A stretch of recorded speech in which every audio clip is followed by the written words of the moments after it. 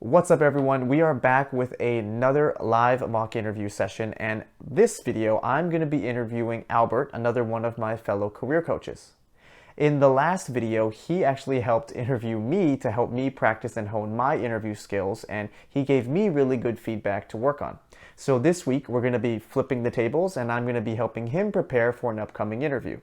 If you want to get a masterclass on how to use the STAR technique, Albert does a really good job in a lot of my behavioral questions, so definitely pay attention to those. This video was filmed in partnership with Albert's Job Listings and Referrals, which is a phenomenal Facebook group. It's got over 45,000 different members. Every single week, people are posting job opportunities, internships. They're also hosting webinars and just general career learning sessions.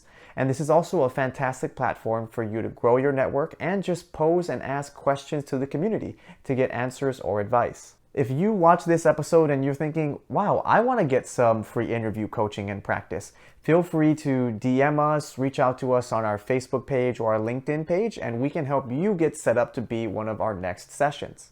And without further ado, we will dive into the video, so please enjoy.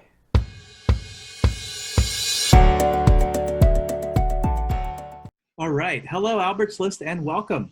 We hope that you're having a great week so far and are staying safe wherever you may be. It's Wednesday, which means we're continuing our summer of hiring. With me is Corey Hiramoto, a Fortune 500 recruiter, and he's back for another mock interview. Corey is also a Santa Clara University graduate from the beautiful islands of Hawaii and a former management consultant. For today's mock interview, I'm sitting in the hot seat. After all of these interviews that we've done for a really long time, I guess I was due to come up. Corey will be interviewing me for a content marketing role, and after each answer, provide feedback for how I did. For the rest of you who are watching today, the rules are pretty simple. You can watch and learn or add your own interview questions into the comments. I'm sure you're going to have a lot of fun since I've been asking really tough questions over the last couple of weeks. Corey, welcome back. You're not showing up. Oh, there you are. There I am. I'm trying to get the Facebook live feed up on my other screen here, just so I can read everybody's comments, chats, and words of encouragement for Albert. Words of encouragement. Yes. But I think this is a really cool concept. For those of you who are joining us, are recently new to the Facebook group, typically we do these on Mondays. We do practice interviews. So if you want to volunteer and get some interview practice in, and also get some free coaching and guidance from both Albert and I and the rest of the community, please email Albert, and we can arrange for this to happen next week. I was in the hot seat 2 weeks ago, and so we thought it was only fitting to turn things around, and I get to interview Albert this week for a role that he's potentially looking at, and then I can give him feedback on his interview answers. Both of us do this coaching / counseling as well, so I'm sure we'll have various opinions, or it could even be the same. Yep, and in terms of what Albert covered, I'll be jumping back and forth between his resume here and the potential job descriptions that he shared. I drafted up some questions already for Albert, but I would love to also use any questions that you guys have up in the chat. So I'll be making sure to check that after every question or so. Yeah, that's pretty much the general intro, I guess.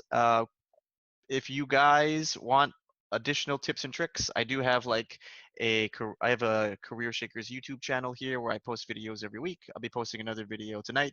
There's networking, interviewing, and just general career coaching advice there. Alrighty, Awesome. Albert, yeah, you don't really need an introduction, and that's normally where we go after this, but are you ready to go? Yeah, let's go. I'm hoping that more people can join and watch us here. We have 13 people on the live right now.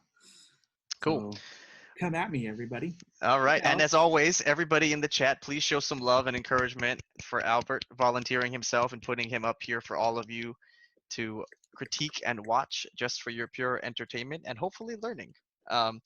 For this mock interview, like all of our mock interviews, I will not be assessing any of Albert's technical skills when it comes to product marketing or content writing.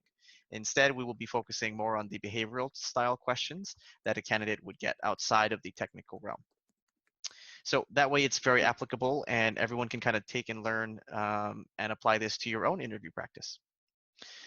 Alrighty, so Albert, thank you so much for applying to our role here. I have your resume up in front of me, and according to your resume, you've had quite a great career trajectory and path. You've spent some time at Oracle, Cloud Academy, and all these other companies. Can you kind of explain to me why your last 5 companies or so have been 10 years of about a year or a little bit longer? Yeah, so definitely I can talk about a little bit of that. And I think that what I can hop into here and really discuss is kind of what I've learned along the way in being a professional. When I first graduated from college, there really wasn't an idea of what I wanted to do with my life. I started out in social media, then I transitioned into product marketing, and I've kind of switched between product marketing and content marketing over the last couple of years in trying to find a really good fit that really suits my needs. Over the time that I have been doing all these different career transitions, I really come to realize that one of the things that I enjoy doing the most out of all the aspects, since marketing is so vast, is content marketing, because there's the ability to express myself, the ability to collaborate with many people, and because and because content writing is the aspect that leads within marketing, right? It supports collateral, it supports brand and beyond. I think that that's become a really good fit for me because I get to sit at the center of everything and be able to provide that support for the teams that I work on. Got it. Okay. And so I noticed that your last role before this one at Cloud Academy was for about a year, right? 2018 to 2019. What was That your is reason correct. for leaving Cloud Academy? Yeah, so that was a very remote team. I was located in San Francisco, and they were located out in Italy. The office was actually right across the border of Italy and Switzerland. And as a product marketing manager, I frequently ran into challenges around launching products and ensuring that that I could get the support that I need. And so, due to a lot of communications challenges and a lack of support that I found was really needed in that moment, I decided that it was best for me to move on. Hmm. Okay, and that makes a lot of sense. So why would you consider leaving Oracle right now to join us? Well, I'm really happy with my role right now. The HR space is growing, and especially important during the COVID-19 pandemic. HR has become the forefront of many companies because not only are they managing facilities and managing the return to the office, but HR is also responsible for a lot of human aspects of work now too, including the mental health of individuals. Now, I'm looking for a new job because I realize that as I look forward, it's not just HR that's going to be important. It's also data analytics at Datamere, which I understand you guys are really taking the next step with your new product, Nebo, which is a SaaS solution that I'm interviewing for as a content marketing manager. What I know about data these days is that, it really just rules everything. And being able to write about data is really the most purest way to really get your message across because nobody really can dispute data. And with data really being the leading way that a lot of companies get in touch with their customers, knowing who wants what, and knowing how they're going to better market and make better business decisions, I want to be able to be the one at the center of the organization Datamere in being able to help deliver the right content for sales, for marketing, and beyond. Nice. That was clean and crisp. I really like that answer. That was really good. In terms of initial impressions of things You that I asked me 3 questions in a row. I I thought we were did. just gonna. I thought we were just gonna go straight through like this was a real legit interview. It is a legitimate interview because, well, and also now, if, for those of you who are wondering, right, like I did do 3 rapid fire questions, but they were all building on top of Albert's previous answers. And Yeah. Albert is like an experienced, advanced professional in interviewing, and so I knew that he would be able to handle the variety.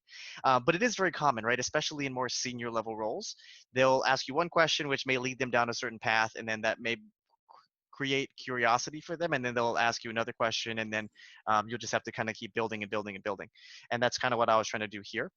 In terms of what I really liked about Albert's answer, the first part was a story, right? It wasn't just like repeating things on his resume of like, I worked here, I was a product marketing manager, and then I worked here, I did the same thing, etc., etc.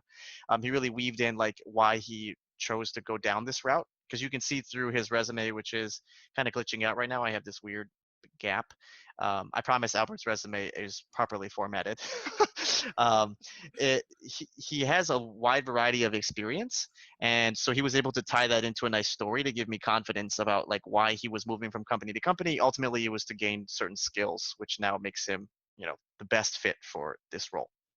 And then one of the common questions, which I feel like will be applicable for a lot of folks, is if you have had relatively shorter tenures at some of your more recent companies, that may be Yeah. something a hiring manager or recruiter would be asking you about, just to kind of see why you may have switched companies. Ultimately, what we really care about is, were you fired?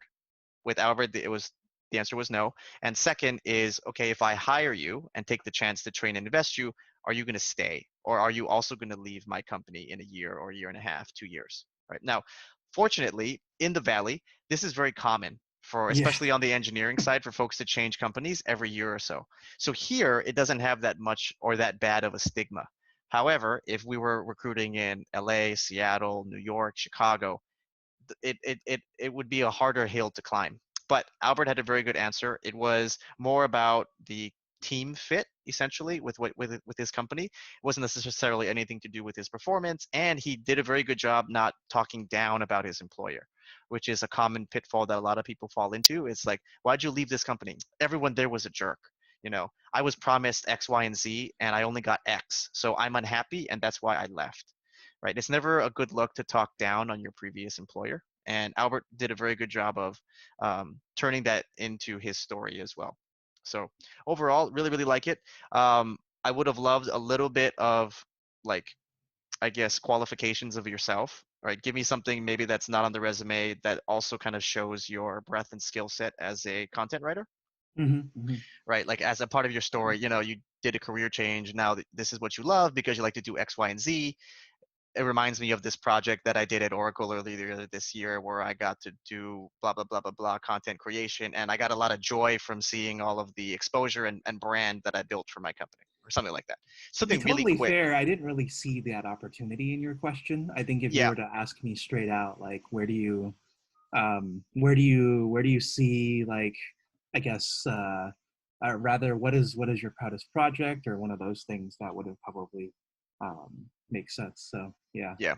No, and it's also the wording of the question too. And if you had asked, I think, what kind of how I would describe myself within an organization, I probably would have went down that route. Okay. Yeah. So now I'm sure everyone is very curious, because I didn't actually word the question this way on purpose. So now my follow-up question is, well, Albert, why don't you tell me about yourself?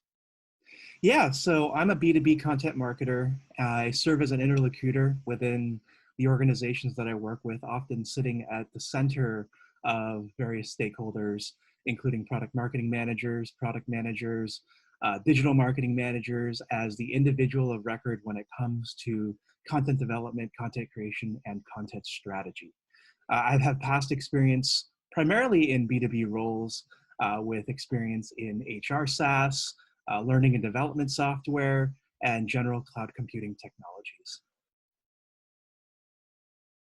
Okay, cool. Mhm. So Albert's answer was like the right amount of length. If we go back to my answer, mine was significantly longer than Albert's, almost double. Albert's was like right around that 30-second mark, which is like a good amount of time.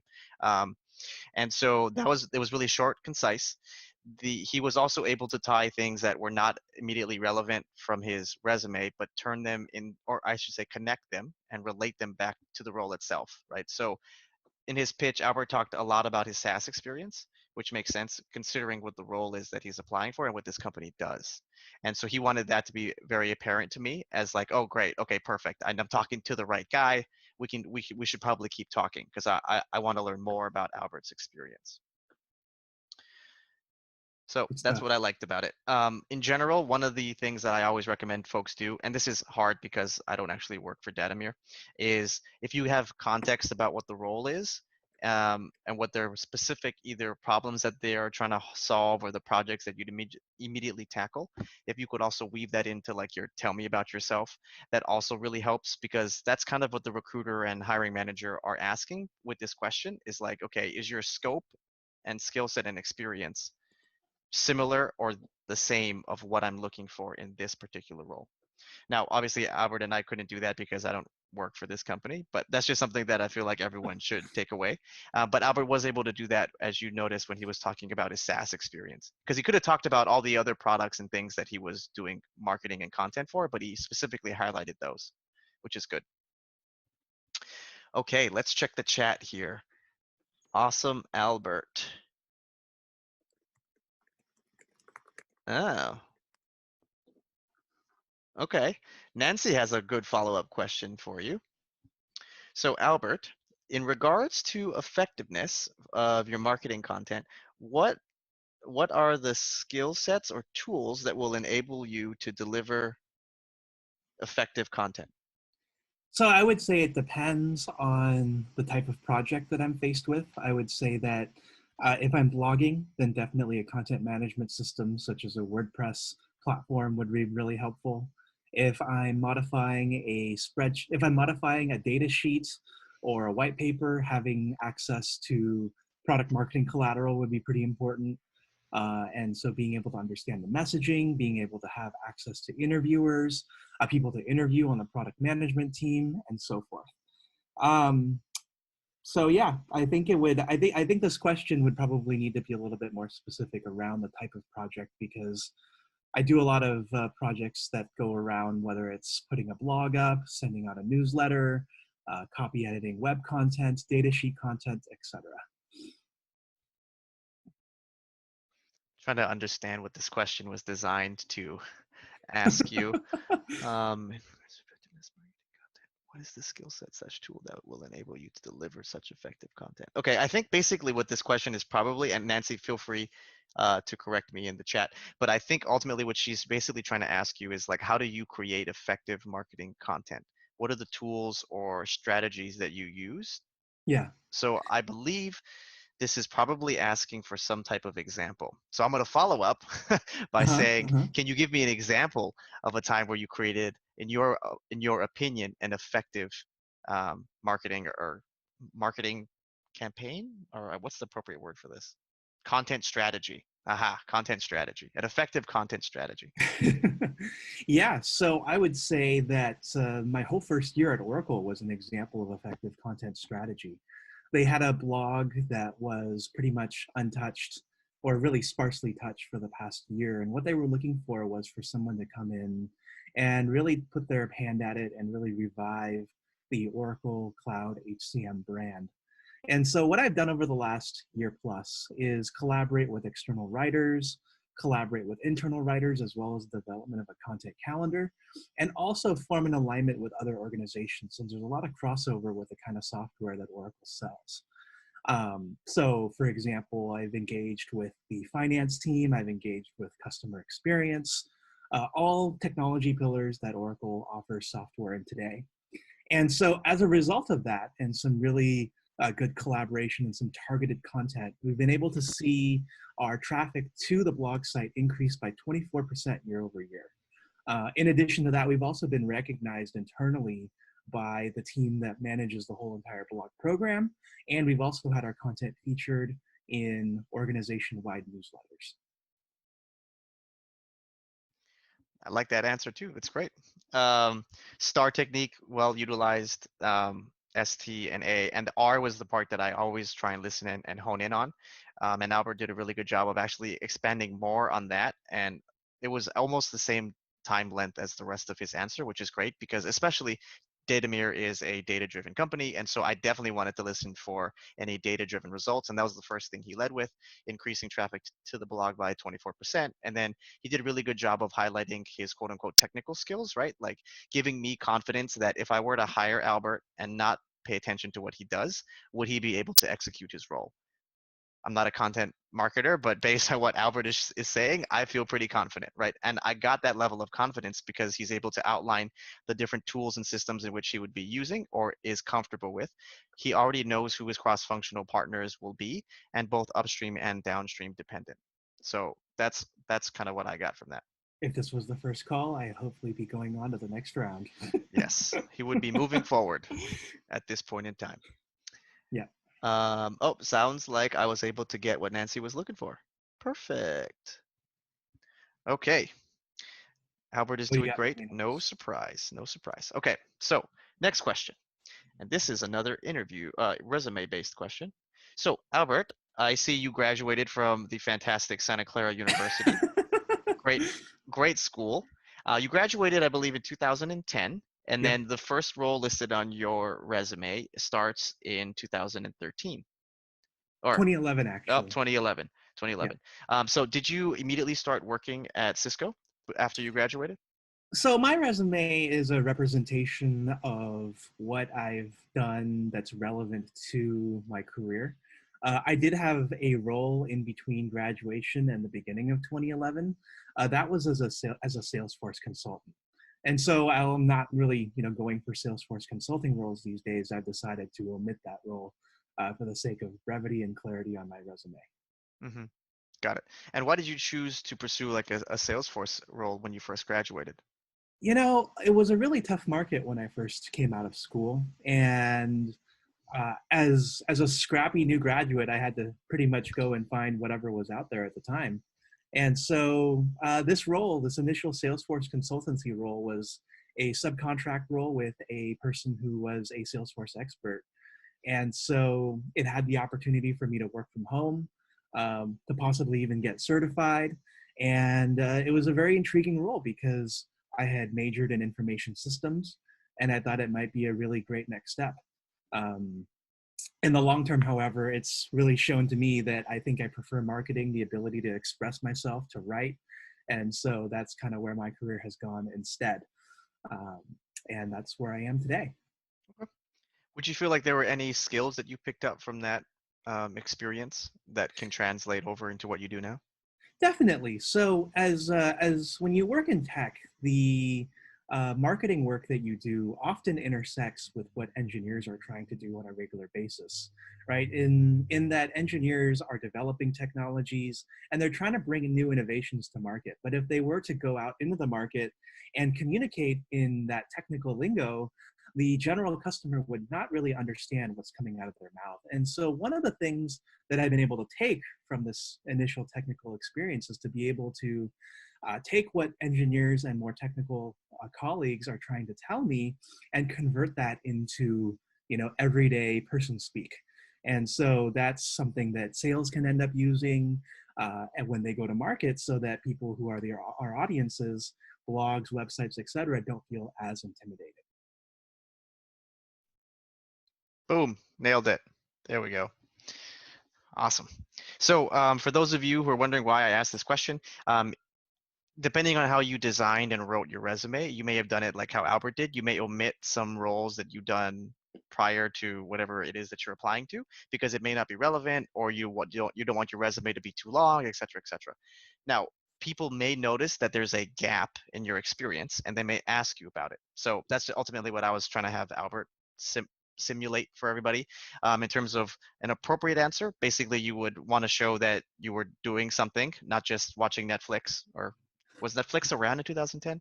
It Not just was. It not just was. playing video games or watching Netflix, and continuing to build your skills, which is what Albert was obviously doing. He was working, and he also graduated, and he gave context, right? He graduated in 2010.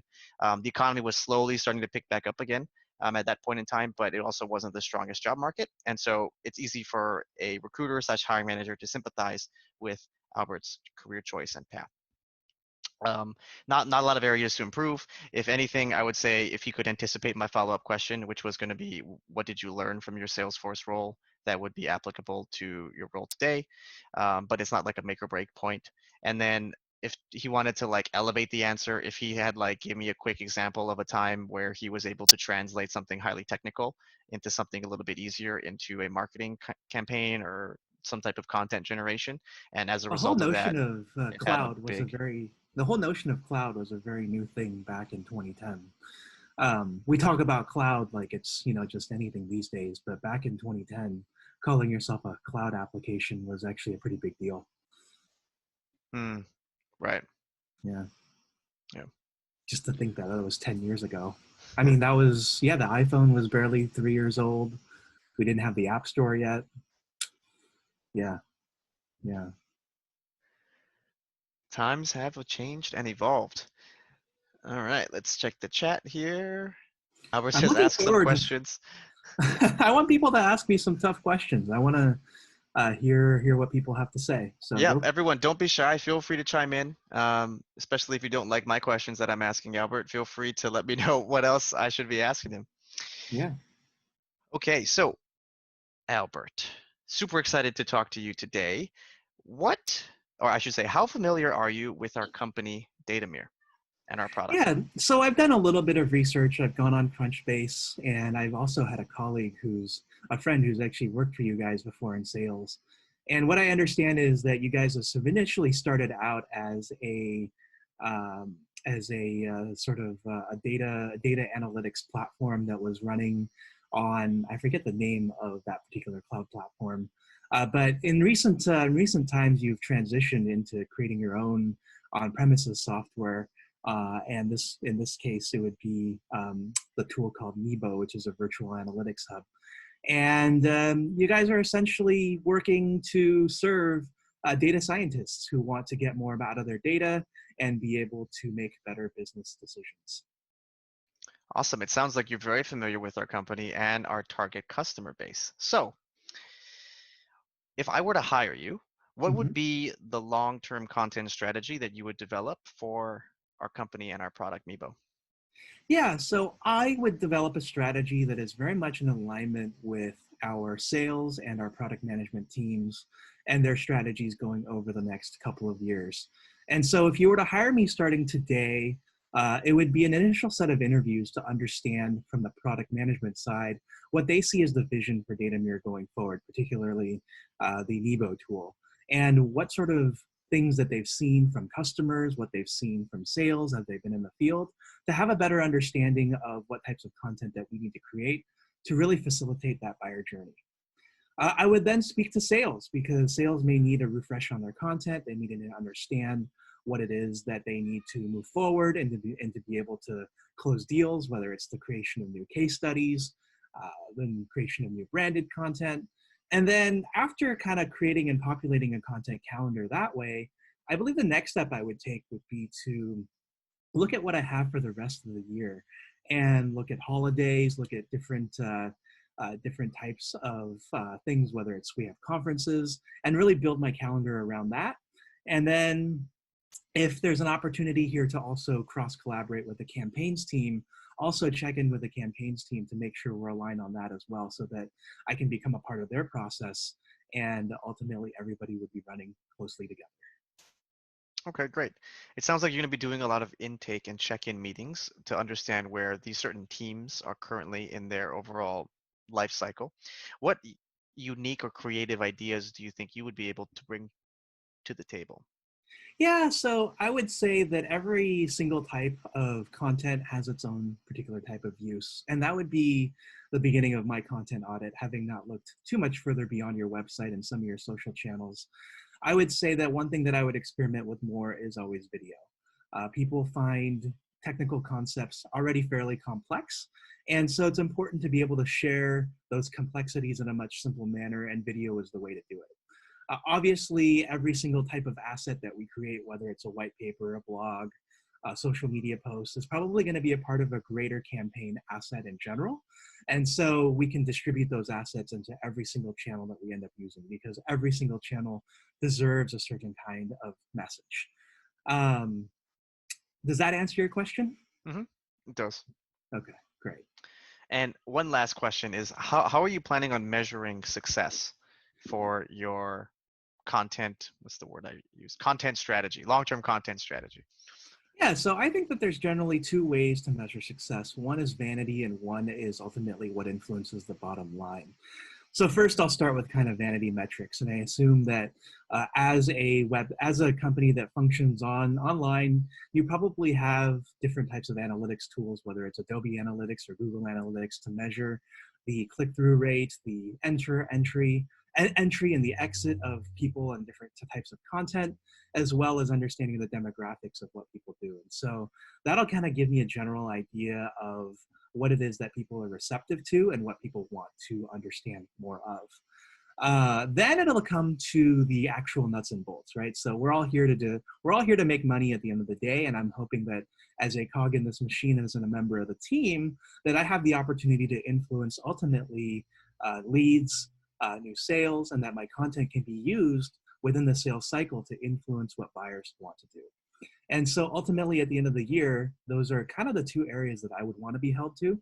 And that I hope that as I work with you guys, that I'm given the right tools so that I can track the success of that and be able to see how I'm doing through the course of the year and make any course corrections as necessary. Good. Good. There was a flurry of follow-up questions from me there, but that's because I wanted Albert to keep expanding. So to, I guess, synthesize kind of what his response was, the first response was basically him explaining how he would actually do his role. And it was very high level, right? I would meet with sales, I'd meet with marketing, I'd meet with product management, and then I'd figure out what it is that they want to build, and then I'd fill my calendar that way. And then so I wanted to get a double click of like, okay, well, what else are you going to do besides just talk to the people that already work here and understand what it is that they've done, and then just, do continue to do that, right? Because I'm looking for Albert's value add and his unique skill set that he would bring versus any other product marketing manager / content creator that I would be hiring. So that's where that second follow-up question was trying to lead. And then Albert did a very good job. He actually did his research. He looked at their social media platforms, their website, and he noticed that there was a gap, which was video. So it showed off two things, right? Number one, he actually did his research, AKA he cares and he really does want to work here. Number two is he actually already knows what he would bring that's valuable to this company and unique. So that was really good. And then the third piece, because it's a data-driven company, was ultimately how you measure success. A bad answer would have been if Albert only talked about one of those things, right? And because the softball easy answer is, oh, I would just make sure that, the internet traffic click-through rate has gone up. But he was actually able to hit both of those things, which is ultimately how you would be measured. But I wanted to see like if he would give me just a shallow answer, if he could give me the full depth, and he was able to give me the full depth. So 10 out of 10 for Albert on the question. 10 out of 10. I love 10 it. out of 10. And it was a difficult question because it was a hypothetical. So very well done. We got questions now. Yeah, we got questions now. We got Okay, questions here we now. go. Here we go. Come at me, people. Come at me. Oh, Peter. Okay, Peter. I was actually going to ask Albert a very similar question, so that's very good. I will do that. So, Albert, tell me about a project that you were working on and failed at. How did you handle your failure?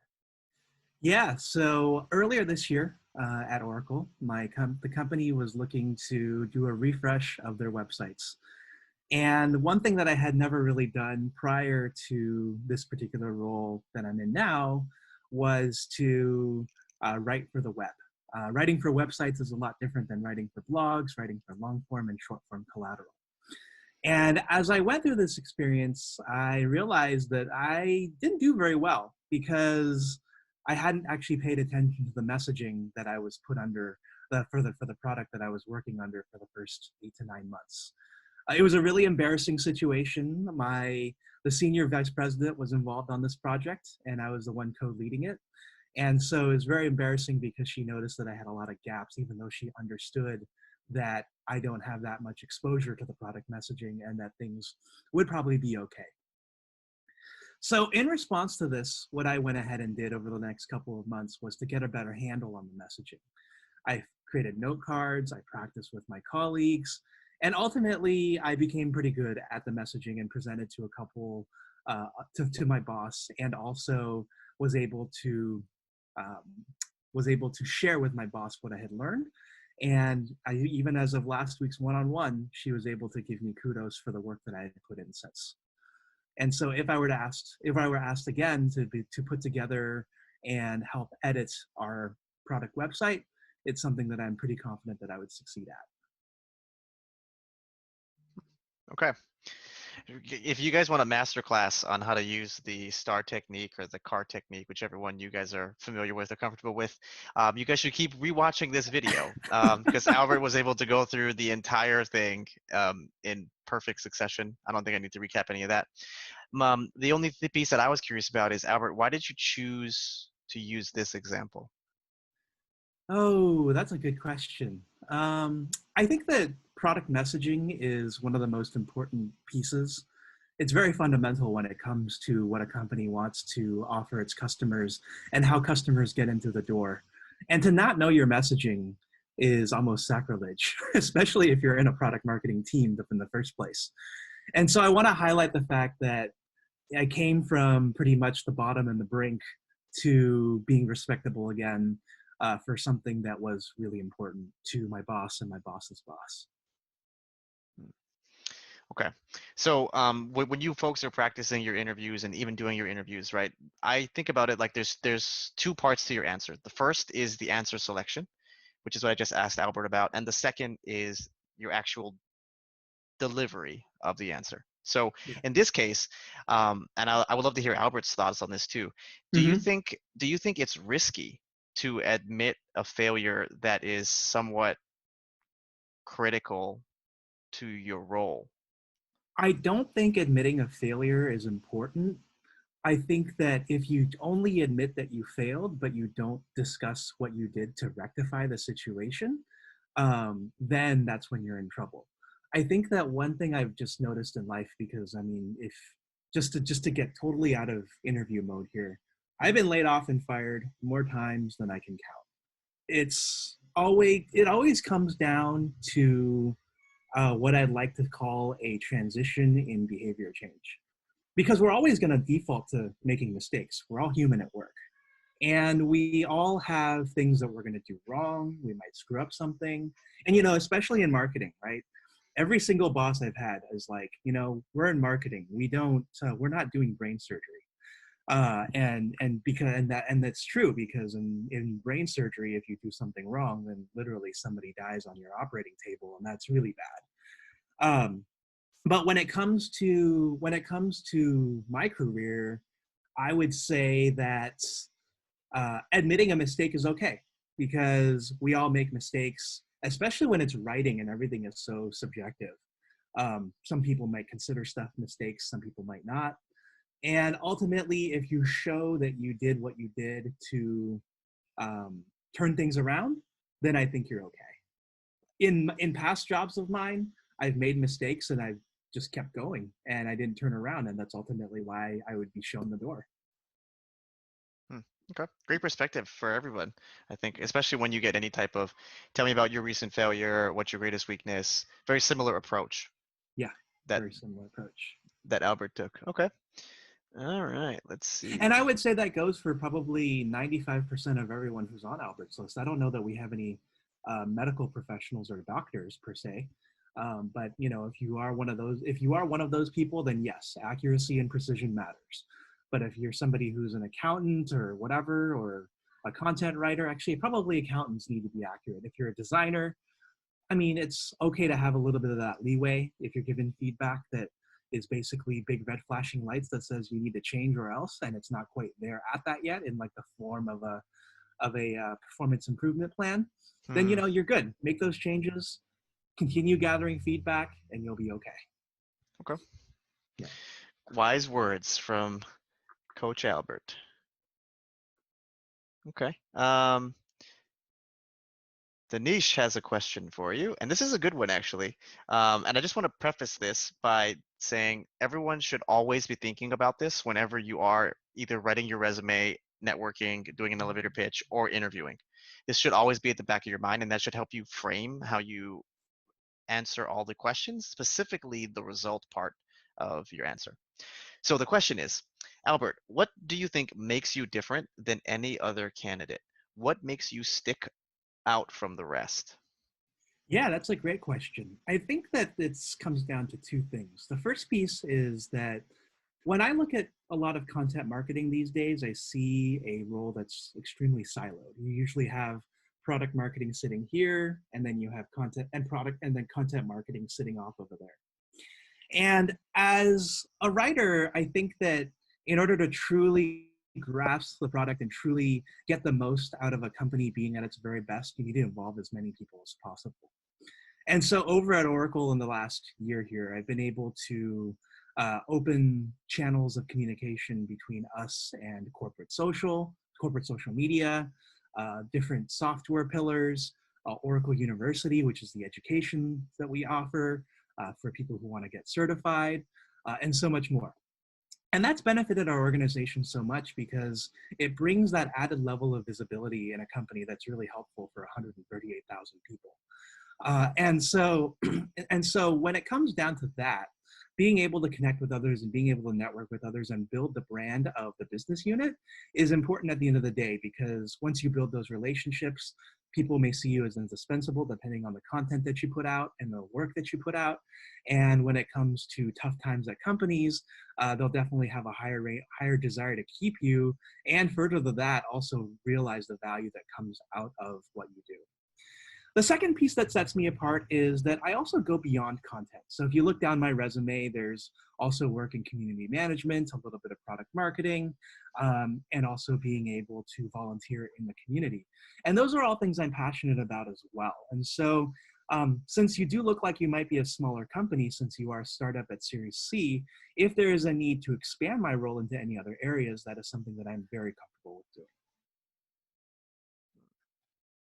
So yeah, I know you mentioned one of your strengths is the ability to create and build relationships between departments or cross-functionally collaborate. Correct. How is what is unique about your approach to get cross-functional collaboration? Well, I think it's really kind of basic. I don't really see when it comes to thinking about what you can do with one another, with other departments. It really just comes down to win-win. I think every single organization wants to be more visible. They want to have their thoughts put out there, and so it's really coming to the table with a level of really great humility and saying, "Hey, I noticed that you do this. I'd love to learn more. I'd also want to know if you want to contribute to something of mine." And what they give you in terms of their attention, you give back to them tenfold in attention because it goes out there publicly. And so I'm always looking for those win-win strategic situations as a content strategist, and looking to get the most mileage out of those relationships as possible. Good. Okay. Um, I just want to thank you, Denise, for the question. I think Albert Yeah. did a really good job on it, and it was great that he had 2 points. That also was really good because he can clearly is very self-aware and knows what literally sets him apart from everyone else. I asked a follow-up question to double-click on that cross-functional collaboration piece, because in the beginning, on the first impression, it seemed like a very generic answer, right? But when Mhm. Albert is able to explain how he does it, specifically, basically influencing without authority, which is the summary that I got from it, creating win-wins to create other, I should say, like uh, invested buy-in from other parties. That's like his superpower, and I think that actually is a really powerful and unique differentiator. And I like that he didn't just focus on the literal part of the job, which is like generating content. In my opinion, I feel like a bad answer would have been like, oh well, I'm really good at writing blogs. Like at Oracle, we increased traffic by 24%, so I'm really good at writing blogs. That's what makes me good. And so I was actually really pleased that he went with 2 other examples. And he also really did a nice job of tying in his resume and giving that holistic picture about his breadth of skills, and tied it back to the company itself when he said if he needs to take on additional responsibilities, he'd be more than happy and, importantly, qualified to do so. So really like this answer overall. Okay. All right, how much time we have here? Okay, we have quite a time. Okay, so I see that there's one more question in here from Ashley. Ashley, we'll get to your question next because I do want to sprinkle in one of mine. Ooh, We kind of went through this one with Denise's question. Okay, so Albert, tell me about a time when you improved a process. What was it like before, and what was it like after you were done working? Yeah, so at Oracle, blogs were I would say, scattered situation by the time when I came in. There was no centralized author for the blog. It generally was just anyone who could get to it could get to it. And when I came in, what I looked to do was to really bring some clarity around what it meant to sort of be this editor in chief.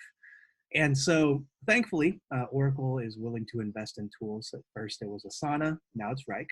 And those are basically project management tools, which allow you to list tasks in order and then have collaborators on those tasks so that you're able to, and have collaborators on those tasks so that you're able to see and have everything be really visible.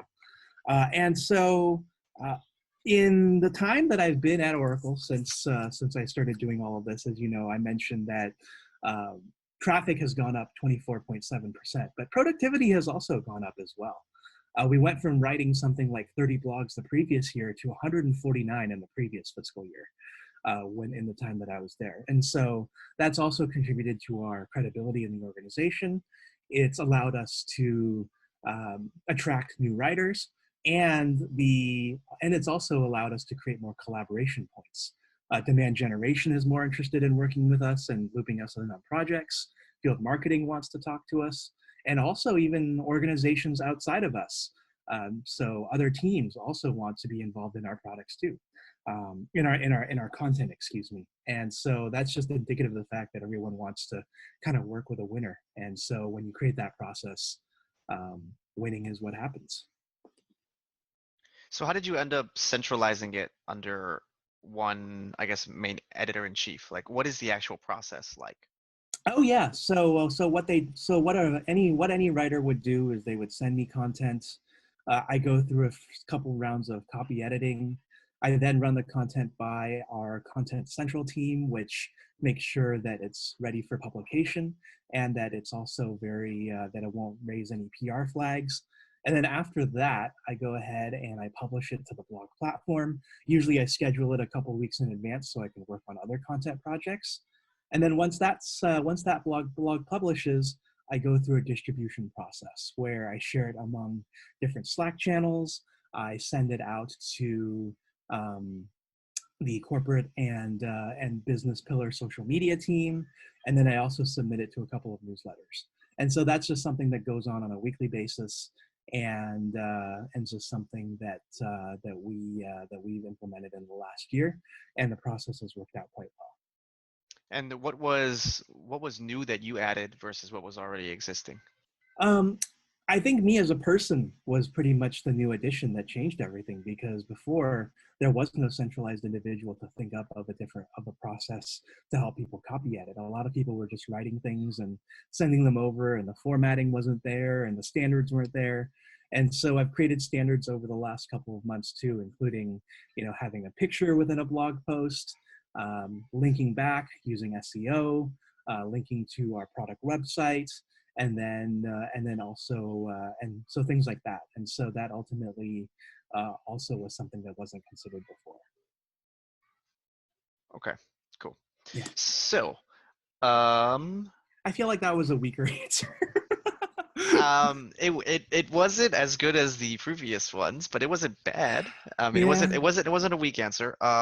We're 45 minutes into an interview. I'm just simulating, there is interview fatigue. It's a real There thing. is. It's a real thing. It's a real thing. So it sounds like Albert actually already has an idea of like what he would change. So your initial thought was, okay, it sounds like a weaker answer. Why did you think he was a weaker answer? I felt like I was kind of dancing around maybe what you were asking. I know you were asking for like, how did I create a different process?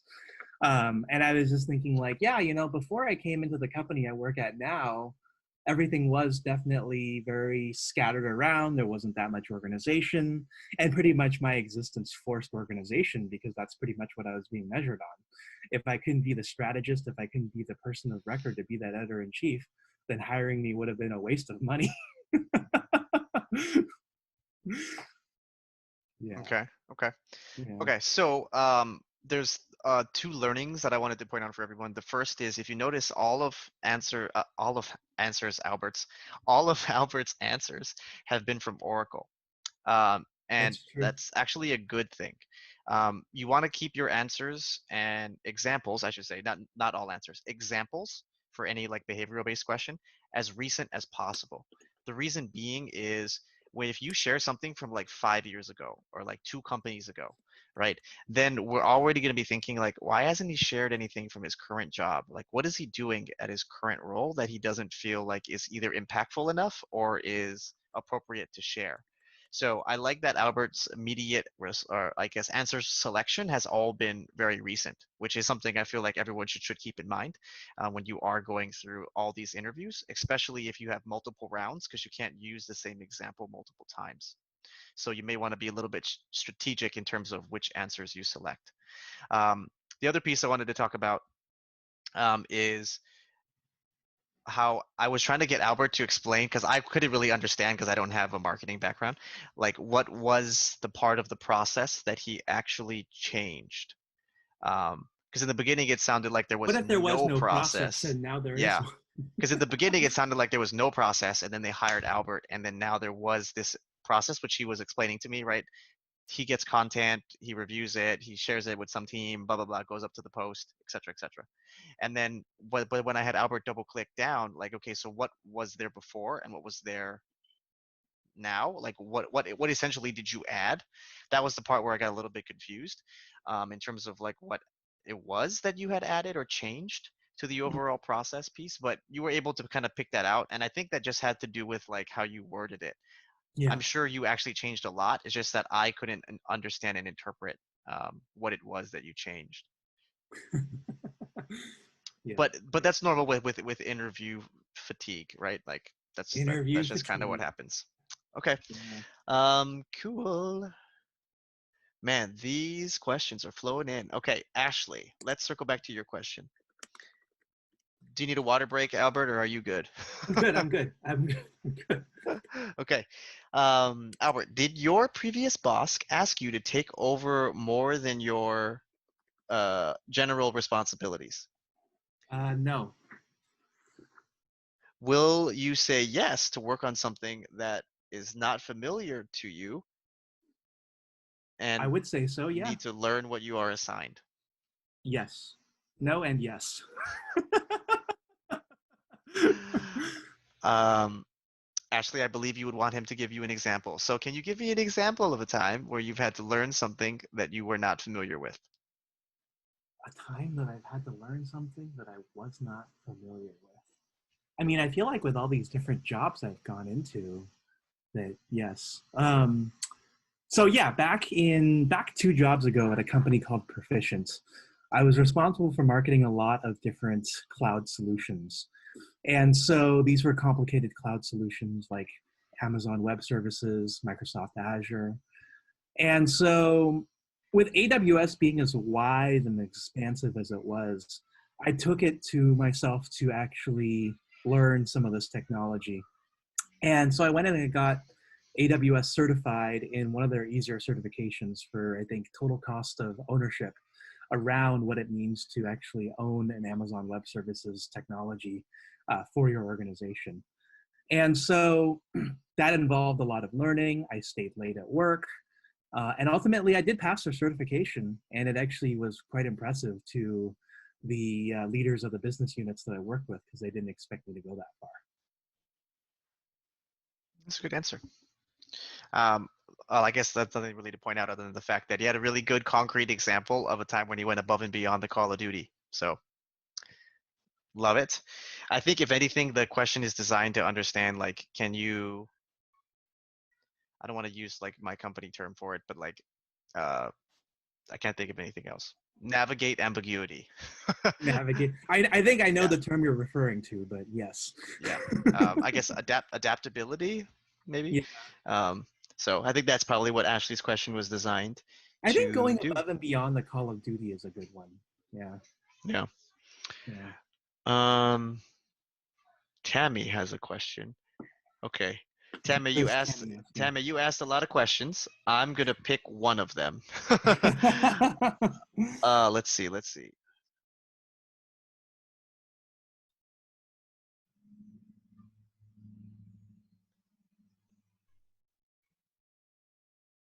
Huh. Let's go with your first question. What she Okay. Albert, how many people are currently on your team? I think we have something like 45 now. How is everyone's roles and responsibilities divided? So we separate ourselves into a product marketing team. I work under the creative director. We also have a demand generation and campaigns team. We have a field marketing team, and then we have a data and analytics team. So for any given content creation, I think is the word, marketing campaign, for any given marketing campaign, how do you decide um, who has ultimate decision-making authority? I would say that it's up to the leader of that team to decide what it is that their priorities are. And that usually coalesces with what the senior vice president is looking for. So yeah, what did I guess you're wondering like why, or what is the basis of your question here, and what are you trying to learn? If I would had to guess, I think she wants to see if you are able to work well with others and or share credit, maybe. Oh yeah, I mean, absolutely. I would love to share credit with my colleagues. I don't think for a moment that anything I do is a result of just my work and mine alone. Teamwork is definitely what makes the dream work, because it is generally my colleagues who also know a little bit about the product, more about the product than I do.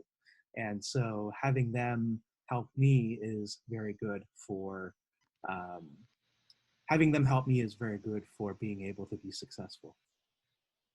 Okay. Um, Tammy, thanks for the question. Let us know if that's what it was that you were trying to get through your question. I know I tweaked the wording a little bit just because how do you decide who gets to speak? I feel like wasn't necessarily going to fit into the context of the answer that he was giving. Oh, okay. Fiona Lee. Oh, part 2. Does your team work cohesively? And if not, how do you make things work? Ah, that's what she was trying to understand. Oh, okay. I mean, the team generally does work very cohesively. We do have processes and standards for if people don't reply. Generally, that's copying your boss and making sure that your boss is aware, or their boss is aware, and then also using Slack. Back during the normal days, it would be getting up and walking over to that person's desk and making sure that they actually got your message. Yeah. Thank you, Tammy, for clarifying. Why don't we wrap it up with Fiona's question? She said she Oh, was okay. recently asked this in an interview. Tell me about a hobby that you have and how it could connect to the role that, and how it can connect to this role. Well, content marketing has been something that has pervaded our society for at least 150 years now. For example, one of the earliest pieces of content marketing was from Michelin. Michelin, as you know, is the creator of tires, and they're also the creator of the Michelin Star Guide for restaurants. And the reason why they created that Michelin guide for restaurants was because they wanted people to not only buy their tires, but have somewhere to go when they bought those tires in their car. And so going off to eat in different places was of interest, hopefully of interest for the people who had bought those tires. Now, why that kind of circles back to me is my hobby of collecting vintage goods and vintage items. I'm a big person when it comes to collecting road maps from the 1920s to the 1960s, and also vintage magazines from the 1940s to the 1990s. And it's really interesting for me to look through these things because it's always a study in how things have changed, how people marketed and messaged, and shared what they thought were the important news of the day. One example for something that I have is this map from Chevron that I have of California from the 1950s. And we look at maps today, right? And you look at what Google Maps has, maybe even a paper map, and it's just basically a collection of roads. You see some attractions of interest, and for Google Maps, you can click on a particular location and kind of get reviews and things like that. They didn't have those things 60 to 70 years ago.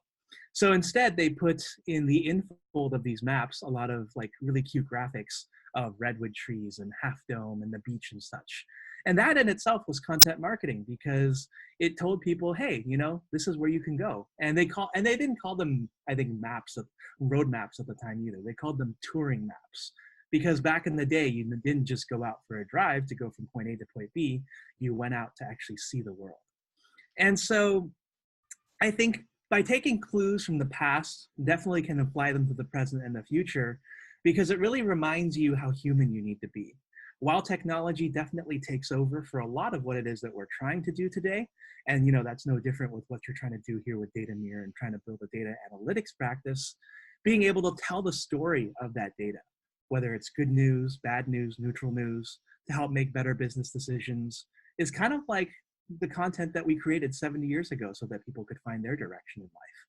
And so similar to how they found their direction in life back then, the content that we can take for inspiration from 70 years ago can help the businesses that we support today go into the direction that they want to go. And so, is there an example where you were able to use like a concept that you were inspired by from your vintage magazines into one of your pieces of Uh, content or campaigns? Not so far. I would say that what's interesting, because I'm in the business of writing copy, is noticing how much copy they wrote 70 years ago and how little copy we write today to get a message across. If you look at an ad from the 1960s, it's paragraphs and paragraphs of text. Today, you can't get away with that when you write an ad, or you can't get away with that when you write an email. You got to keep it short, succinct, and above the fold.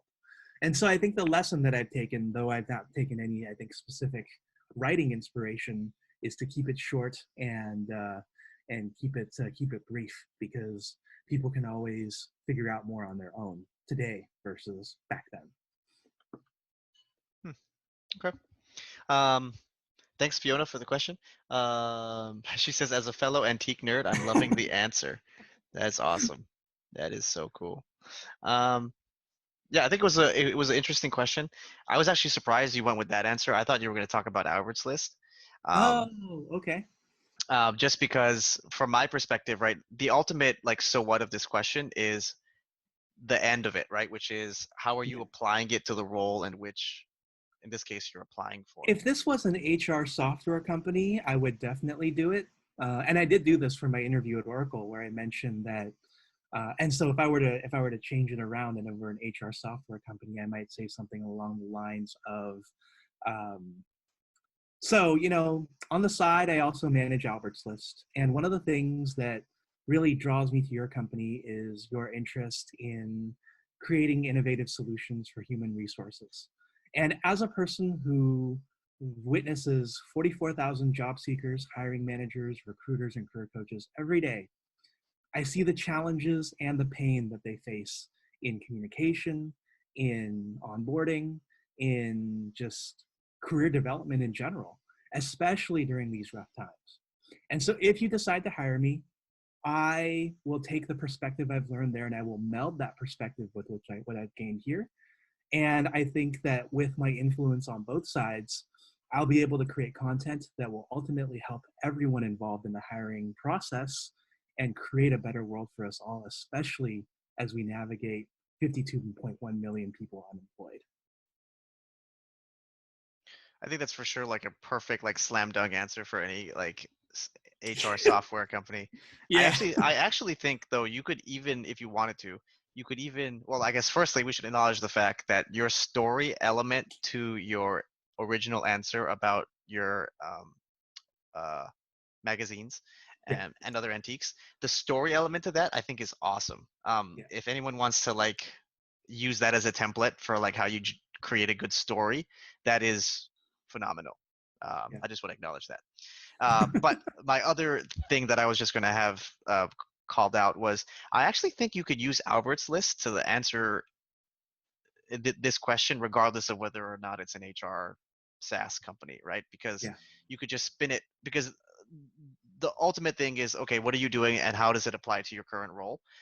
Like you could just spin it in something more generic, right? Like we host or I advertise slash create content for, you know, 5 to 6 either live or webinar events per week viewed Yeah. by 45,000 potential customers, right? And I get to experiment with different types of copy, and I can actually track and visually see with short real-time feedback, like which versions of my copy, which mediums tend to perform better for my quote-unquote customers, which are basically Mhm. people who either want to attend or purchase a ticket for an event, advertise for jobs, etc., etc.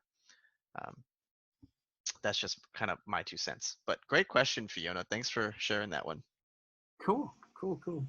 All right. Yeah, that brings us perfectly to the top of the hour. Huge shout out to Albert for being brave and putting himself up in front of everybody, because I'm sure everybody was chomping at the bit to kind of get Albert on one of these. And thank you everybody for the outstanding level of participation. I am I can come back actually and do one of these again. It's kind of fun. I was going to say I am very glad that everyone didn't give such hard questions when I was interviewing 2 weeks ago. So much appreciated. And then at the end here, I get to do my plug for myself. So Yeah. I do have this YouTube channel. If you just jumped in at the end, feel free to check it out. It's CareerShakers, all one word. And I'll be posting videos almost twice a week now at this point. Just general career tips, interviewing, networking, helping you get promoted or change careers. So feel free to check that out, and also check out my website if you have any questions. Appreciate it, and thank you everybody. Albert, back to you. Perfect, wonderful. Thank you, Corey. I appreciate the interview today. And for those of you who are here and watching, thank you as well for spending some of your Wednesday night with us. I hope you've been able to learn something new and can apply these learnings to your job search. And perhaps my interview, which will probably stay up on here for the weeks to come, can be some inspiration for the answers you give at your next interview. Finally, we have more events coming up. Next week, we have 2 webinars. On Tuesday, we'll be discussing how to land a technical job with no experience from John Kakin. And on Wednesday, Deep Sani and the Monk Dude will discuss how you can network your way to your next job by speaking to executives. Tickets are on sale on Eventbrite right now, and also you can click through to those from the Facebook events tab within our community. Until then, we'll see you in the group. Keep asking for advice, sharing your success stories, and helping one another with opportunities. Together, we'll get through these times. Thanks, everybody.